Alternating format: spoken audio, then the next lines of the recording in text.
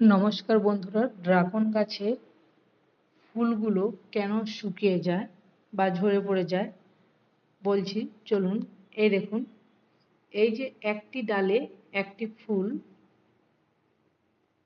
Growth নিয়ে খুব সুন্দরভাবে ফুলটি বেড়ে উঠছে, আর দুটো ডালে দুটো করে ফুল এসেছে। তাহলে দুটো ফুলই কি ফলে পরিণত হবে? না, দুটো ফুলই ফলে পরিণত হবে না। পাশাপাশি দুটো ফুল থাকলে ফলে পরিণত হবার চান্স খুব কম থাকে। কারণ দেখুন, দুটো পাশাপাশি যে ফুল দুটো কিন্তু খাবার ঠিক মতো পাচ্ছে না, তার জন্য একটি ফুল লাল হয়ে গেল, আর একটি খুব সহজেই সুন্দরভাবে বাড়ছে। আর এই পাশে দেখুন, এই যে ডালটা আমি তুলে দেখাচ্ছি, দেখুন ওই পাশে ওই ডালটিতেও দুটো ফুল আছে।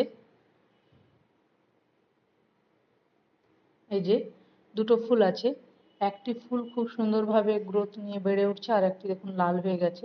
কারণ দুটোই পাশাপাশি, কিছুতেই পাশাপাশি দুটো ফল হবে না, তার জন্য ফুলটি কি হলো, কম খাওয়ার জন্য, পুষ্টির জন্য ফুলটি শুকিয়ে গেল।